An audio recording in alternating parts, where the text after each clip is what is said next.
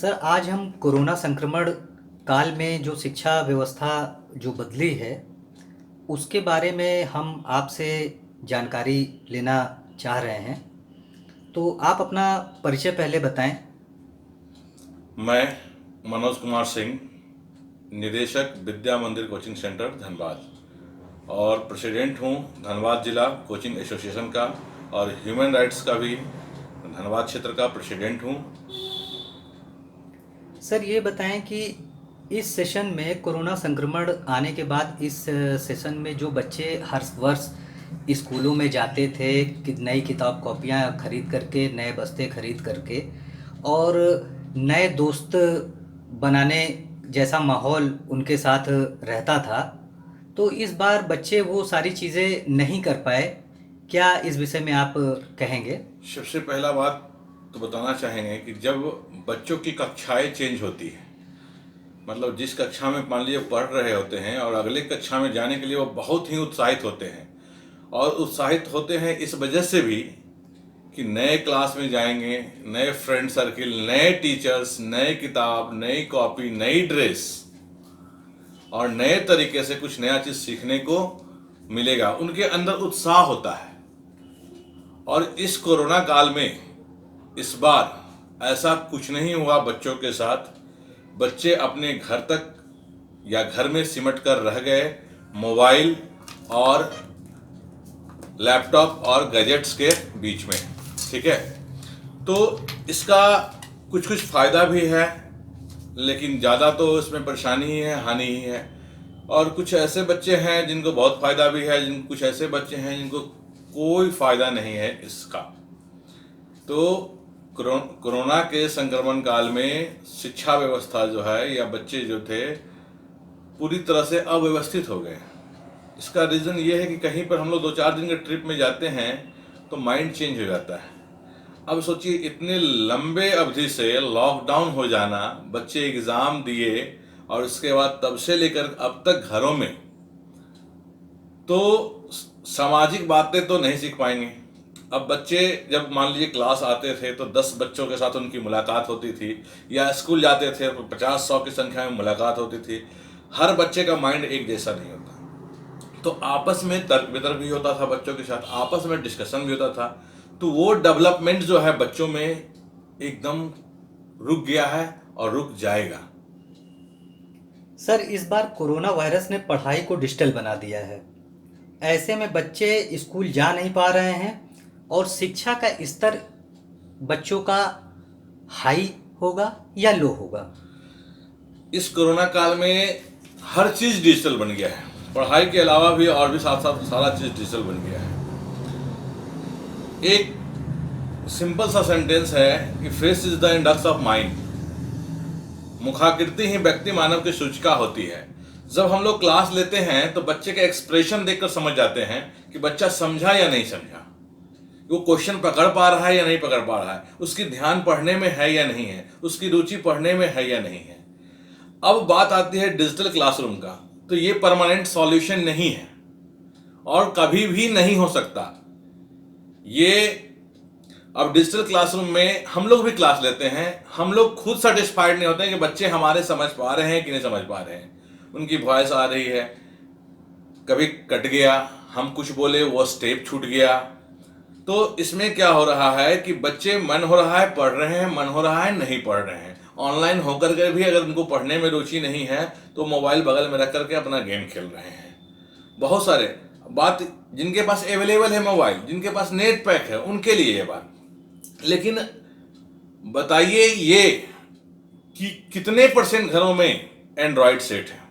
हम लोग मान लेते हैं 75% क्षेत्र में या 75% लोगों के घरों में एंड्रॉयड सेट है, नेट पैक की उपलब्धता है। लेकिन वैसे बच्चे, वैसे गरीब बच्चे जो सरकारी स्कूलों में पढ़ते हैं, सरकार कह रही है दूरदर्शन के माध्यम से पढ़ा रहे हैं, डीजी के माध्यम से पढ़ा रहे हैं, तो आप फिर शिक्षक में बहाली क्यों कर रहे हैं? रोक दीजिए। 10-15 अच्छे अच्छे टीचर को आप व्यवस्था कीजिए और वहीं से सब प्रकाशित कीजिए। हमारा घर हमारा विद्यालय की तर्ज पर बच्चे क्या अपने घर पर सही तरीके से पढ़ाई कर पा रहे हैं? कभी नहीं। स्कूल का माहौल, स्कूल क्यों भेजा जाता है बच्चे को? जहां पर 5 से 6 घंटे सिर्फ पढ़ाई का माहौल है, सिर्फ पढ़ने पर बातें होती है, दूसरी बातें को छोड़कर उसको उस तरह से माहौल तैयार किया जाता है कि बच्चा पढ़ाई करता है।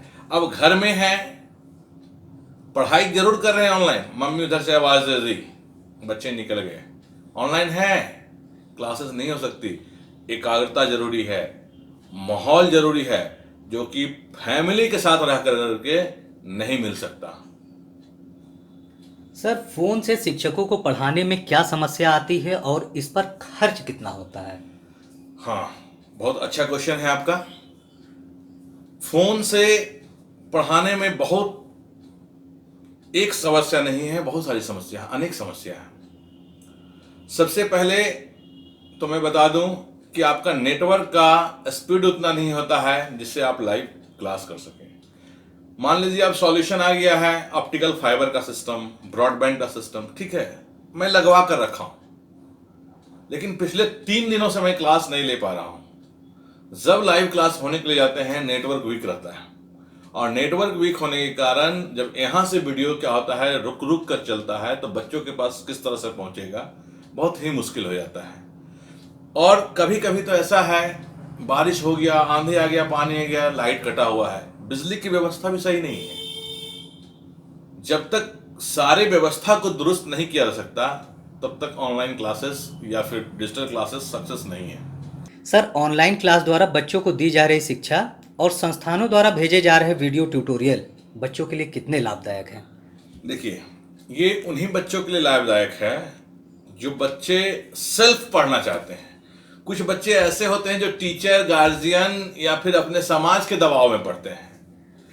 अब इसमें परेशानी भी है, हम तो वीडियो बना करके अपने लेवल से भेज देते हैं बच्चों को, या शिक्षक जो है अपना वीडियो बना करके, लेक्चर बना करके भेज दिए। अब कोई टॉपिक ऐसा आ गया, कोई वर्ड ऐसा आ गया जो बच्चा समझ नहीं रहा है, और उससे रिलेटेड आगे टर्म पूरा समझ में नहीं आएगा। तो समझ में नहीं आएगा तो अब बच्चा क्वेश्चन करे किससे? वो कहीं ना कहीं डाउट रह जाता है, उसका कॉन्सेप्ट क्लियर नहीं हो पाता है, परेशानियां हैं। हाँ, जब वो चाहते हैं कि क्लासरूम में, तो वही जहां प्रॉब्लम होता है, बता रहे होते हैं कोई भी शिक्षक या हम लोग पढ़ा रहे होते हैं, तो बच्चे क्वेश्चन एनालाइज कर लेते हैं, तो हम लोग उस टॉपिक पर रुक कर डील करते हैं। लेकिन वीडियो में ऐसा नहीं हो सकता ना। सर, आप ये कैसे समझ पाते हैं कि बच्चों को इस लेवल के ही ट्यूटोरियल हम भेजें तो उनके समझ में आए? देखिए, जो बच्चे पहले से जुड़े हुए थे उनका तो लेवल हम लोग को पता है कि किस लेवल से हम लोग पढ़ाएंगे तो बच्चे हमारे उसको एक्सेप्ट करेंगे, समझ जाएंगे। लेकिन जो नए बच्चे जुड़ रहे हैं ना, उनके साथ हम लोग को कम्युनिकेट करने में बहुत सारी परेशानियां हो रही हैं। परेशानियां ये हो रहा है कि मान लीजिए क्लास ले भी रहे हैं, वो भी हमारे लिए नए हैं और हम भी उनके लिए नए हैं, और दोनों क्लासरूम में कभी मिले नहीं। तो अब जो है मेरा एक्सप्रेशन, मेरा बोलने का तरीका, मेरा समझाने का तरीका, हो सकता है उनको अटपटा लगे, क्योंकि वो नए जुड़े हैं, पहले किसी और टीचर से पढ़ रहे हैं। टीचर जब चेंज होता है तो टीचर का लैंग्वेज भी चेंज हो जाता है। तो उसमें क्या है कि अब उसके साथ कम्युनिकेशन बनाने में बहुत सारा समय लग जाता है। उसको फिर अलग से पर्सनली क्लास लेना पड़ रहा है हम लोग को, और पर्सनली क्लास लेना पड़ रहा है, तब जाकर के थोड़ा मोड़ा समझा पा रहे हैं। लेकिन हम लोग भी सेटिस्फाइड नहीं है कि वो समझा है कि नहीं समझा। बच्चा बोल दिया ओके, तो हम लोग मान लिए कि भाई हाँ समझ गया। और सबसे बड़ी चीज है कि अभी के टाइम में अगर 2-4 क्लास लेना रहे हम लोगों को एक साथ, या लगातार, या फिर अलग अलग टाइम पर, तो बच्चा क्लास नहीं कर पाता है। सर, कोरोना संक्रमण काल में कोचिंग संस्थानों के बंद रहने पर बच्चों पर और शिक्षकों पर क्या प्रभाव पड़ा? इस संक्रमण काल में सबसे ज्यादा अगर कोई चीज प्रभावित हुआ है तो स्टूडेंट और शिक्षक। शिक्षक वो भी कौन? जो प्राइवेट संस्थाएं चलाते हैं, प्राइवेट ट्यूशन पढ़ाकर अपनी जीविका का उपार्जन करते हैं, अपने घर चलाते हैं। बच्चे आ नहीं रहे हैं। ऐसे तो बच्चे पढ़ कर 10 महीना पढ़ते हैं तो 8 महीने का पेमेंट मिलता है, 9 महीने का पेमेंट मिलता है, कोई कोई बच्चे पूरे पेमेंट भी करते हैं। लेकिन बहुत सारे बच्चे ऐसे हैं जो बहुत गरीब होते हैं, वो किसी न किसी संस्था की मदद से ही पढ़ते हैं। अब गरीब होने के कारण उनके पास मोबाइल फ़ोन नहीं है। ये 7 महीना का लॉकडाउन है, मैं अपना केस बता रहा हूँ, किसी और का नहीं। 7 महीनों से मैं क्लास ले रहा ऑनलाइन। एक बच्ची के पास मतलब उसके पास मोबाइल नहीं था। बच्ची को हम संपर्क किए, एंड्रॉयड सेट नहीं था, तो फिर वो अपना, अब उसके पास फ़ोन आया है, अब मैसेज कर रहे हैं कि सर हमको ग्रुप में जोड़ लीजिए, हम भी क्लास करेंगे अब से, क्योंकि हम मोबाइल खरीद लिए। तो शिक्षा व्यवस्था को पूरी तरह से चरमरा दिया है और आर्थिक स्थिति ऐसी हो गई शिक्षकों की, इतनी दयनीय हो गई है कि जीवन और जीविका अगर चुनना पड़े तो किसे चुने ये भी समझ में नहीं आ रहा है। जीवन को चुनते हैं तो जीविका खत्म हो जाता है, और जीविका चुनने जा रहे हैं तो जीवन खत्म होने लगता है।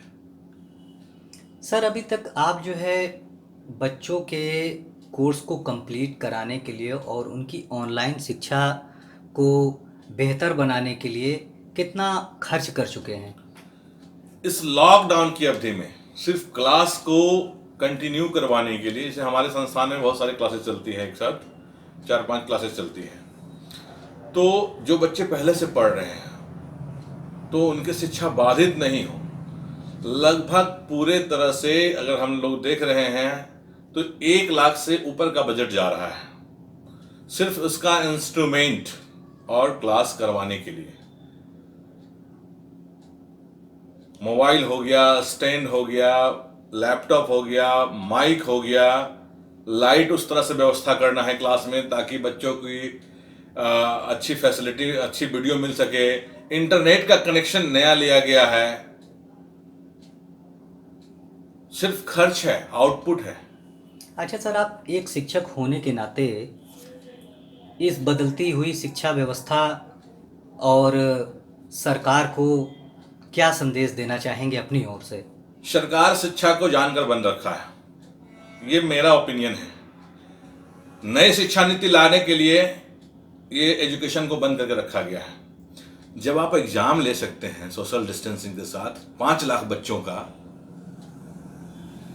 तो क्या 15-15 बच्चे, 20-20 बच्चे एक क्लास में पढ़ाए नहीं जा सकते हैं? एक बेंच पर एक बैठा के नहीं पढ़ाया जा सकता। सरकार शिक्षा व्यवस्था को पूरी तरह से ठप कर दिया है। सिर्फ पेन और पेपर पर एजुकेशन चल रहा है। तो पेन और पेपर पर एजुकेशन नहीं चल सकता। एजुकेशन के लिए आपको क्लासरूम की आवश्यकता होती ही है। कहा गया है विदाउट कॉलेज नो नॉलेज। क्यों कहा गया? आप एग्जाम टाइम पर लेंगे।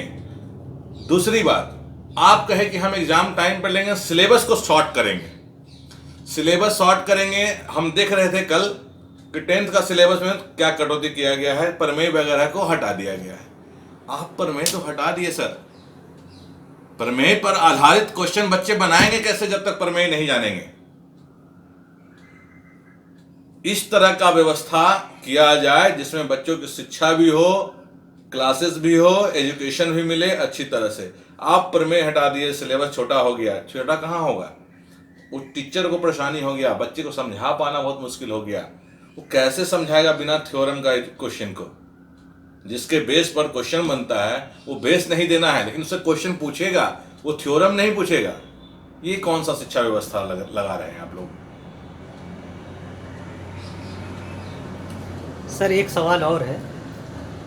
मान लीजिए कि सर कोरोना संक्रमण काल में ही सरकार की ओर से स्कूल खोलने के आदेश आ जाते हैं, इसके बाद गार्जियन अपने बच्चों को कैसे स्कूल तक पहुंचाएंगे और उनकी क्या सुरक्षा का इंतज़ाम होगा, इस व्यवस्था पर आप कुछ कहें। देखिए, जिस तरह से सब ऑफिस, दफ्तर, कार्यालय कोविड-19 के रूल को फॉलो करते हुए खोला जा रहा है, उसी तरह से जूनियर सेक्शन नहीं कहते, छोटे बच्चों का सेक्शन नहीं कहते, बड़े बच्चों का सेक्शन तो आप खोल सकते हैं जिनकी बोर्ड एग्जामिनेशन है फरवरी में, जैसे 10th हो गया, 12th हो गया। तो ये सब जो बोर्ड वाले बच्चे हैं ना, वो ज़्यादा प्रभावित हो रहे हैं। आप एजुकेशन टाइम पर, मतलब एग्ज़ाम टाइम पर लेंगे, एजुकेशन सही समय पर नहीं मिलेगा तो बच्चे का माइंड डेवलप नहीं होगा, वो क्वेश्चन नहीं कर सकता, वो नहीं पढ़ा सकता। तो हम लोग चाहते हैं कि सरकार गाइडलाइन दे, जैसे थर्मल स्कैनिंग हर जगह हो, चाहे वो ट्रांसपोर्ट वाला हो या वैन वाला हो या बस वाला हो। सैनिटाइजर हमेशा सैनिटाइज होना चाहिए। बच्चों के पास अपनी भी सैनिटाइज की छोटी छोटी 50 ml 100 ml की बोतल होनी चाहिए, प्लस मास्क, दस्ताना, जितना भी कोविड-19 का रूल है, फिजिकल डिस्टेंसिंग, वो मेंटेन करके क्लास को खोला जा सकता है, स्कूल को चलाया जा सकता है, कोचिंग को चलाया जा सकता है। आपके क्लासरूम में 50 बेंच हैं, 25 बच्चे हैं, बुलाएंगे और उसमें भी हम जिग जैग पोजीशन में पढ़ाएंगे। सप्ताह में 3 दिन तो खोले एक बच्चों के लिए, फिर 3 दिन अगले 3 क्लास जो है अगले बच्चों के लिए मिलेगा। तो व्यवस्था किया जा सकता है, लेकिन सरकार करना नहीं चाह रही है, पता नहीं क्यों। और इसकी आड़ में कुछ अभिभावक भी राजनीति कर रहे हैं, जो कि नहीं होना चाहिए। अगर शिक्षित समाज चाहते हैं तो शिक्षा जरूरी है, देश का विकास चाहते हैं तो शिक्षा जरूरी है। जब तक शिक्षित समाज नहीं होगा तब तक शिक्षित हमारा देश नहीं होगा, हमारा राष्ट्र का निर्माण नहीं होगा।